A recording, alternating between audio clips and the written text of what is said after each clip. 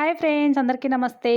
Easy process meal maker fry చూద్దాము. ఒక కడాయి తీసుకొని పొయ్యి పైన పెట్టుకొని తగినంత ఆయిల్ అయితే వేసుకోవాలి.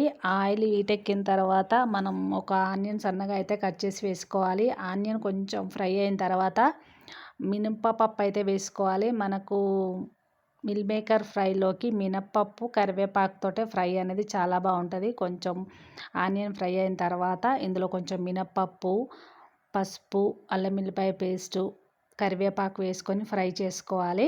మనం మిల్ మేకర్స్ వచ్చేసి వేడి వాటర్లో వేసి తీసుకున్నా పర్లేదు, చల్ల వాటర్లో కొంచెంసేపు నానబెట్టి వాటర్ లేకుండా మొత్తం తీసేసి కూడా వేసుకోవచ్చు.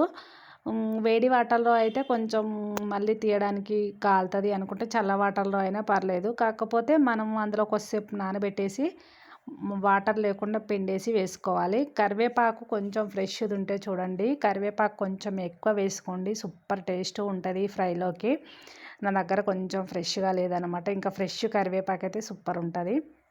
ఈ మొత్తం ఫ్రై అయిన తర్వాత ఇప్పుడు చెప్పాను కదా, మిల్ మేకర్ వేడి వాటర్లో అయినా తీసి వేసుకోవచ్చు, లేదు అంటే చల్ల వాటర్లో అయినా నానబెట్టవచ్చు అని. నేనైతే చల్ల వాటర్లో నానబెట్టేశాను. మొత్తం వాటర్ లేకుండా తీసేసుకొని ఇక ఫ్రైలోనైతే వేసేసుకుందాం పోపులో. ఇవి మంచిగా ఫ్రై చేసుకోవాలి. ఈ ఫ్రై అయిన తర్వాత ఓన్లీ ఉప్పు కారం వేసుకొని కొద్దిగా సేపు ఒక 5 నిమిషాలు ఉంచితే అంతే. Easy process meal maker fry. Taste మాత్రం చాలా బాగుంటుంది ఫ్రెండ్స్. చూస్తున్నారు కదా, చూడడానికి ఎంత బాగుందో, తింటే కూడా అంతే బాగుంటుంది.